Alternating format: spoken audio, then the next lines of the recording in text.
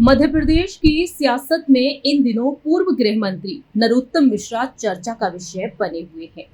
दरअसल दतिया विधानसभा सीट पर उपचुनाव होने जा रहे हैं और इन उपचुनाव को मद्देनजर रखते हुए बीजेपी खेमे से नरोत्तम मिश्रा को पहले टिकट दिया गया। नरोत्तम मिश्रा ने दतिया उपचुनाव का नामांकन फॉर्म तक खरीद लिया था। ताबड़तोड़ प्रचार में वह जुट गए थे, लेकिन अचानक 10 जुलाई को बीजेपी ने उनका टिकट ही काट दिया। नरोत्तम मिश्रा के बदले बीजेपी नेता आशुतोष तिवारी को प्रत्याशी बना दिया गया, जिसके बाद नरोत्तम मिश्रा के समर्थक सड़कों पर उतर आए, उत्पात मचाते हुए देखे गए और दतिया में धारा 163 लागू कर दी गई। ये उत्पात इतना भारी देखने को मिला कि पुलिस पर पथराव तक वह करते हुए देखे गए और ऐसे में नरोत्तम मिश्रा अपने समर्थकों को शांत करते हुए भी नजर आए।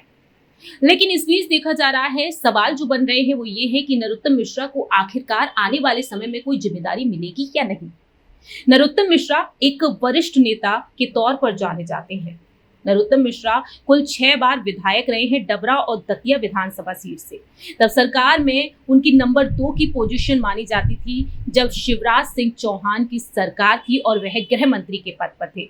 नरोत्तम मिश्रा को केंद्रीय गृह मंत्री अमित शाह के करीबियों में गिना जाता है और आज वही नरोत्तम मिश्रा इंतजार कर रहे हैं कि आखिरकार आलाकमान ने उनके लिए क्या सोच रखा है। आलाकमान ने क्या सोचकर उनका टिकट काट दिया और आशुतोष तिवारी को अचानक मैदान में उतार दिया। और इसी बीच नरोत्तम मिश्रा दिल्ली पहुंच गए हैं। जी हां, खबरें सामने आई हैं कि नरोत्तम मिश्रा ने दिल्ली में बीजेपी के राष्ट्रीय अध्यक्ष नितिन नवीन से मुलाकात की है। बताया जा रहा है कि टिकट को लेकर उन्होंने अब आलाकमान के सामने अपनी बात रखी है। वह दिल्ली के लिए रवाना हो गए और अब सियासी माहौल गर्मा चुका है। दतिया में बवाल के बाद नरोत्तम मिश्रा बीते शनिवार की रात सीएम मोहन यादव और प्रदेश अध्यक्ष हेमंत खंडेलवाल से चर्चा किए, जिसके बाद वह दिल्ली के लिए रवाना हो गए और अब वह टिकट को लेकर अपनी बात रखती हैं।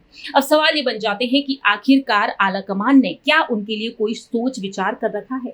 फिलहाल अंदरूनी सूत्रों के मुताबिक तो यही दावा किया जा रहा है कि पहले सीएम से मुलाकात की, देर रात सीएम से मिले और सीएम से मुलाकात के बाद वह दिल्ली पहुंच गए और अब इंतजार इस बात का है कि गृह मंत्री अमित शाह क्या अब नरोत्तम मिश्रा को कोई बड़ी जिम्मेदारी सौंपेंगे या नहीं, ये देखने वाली बात होगी।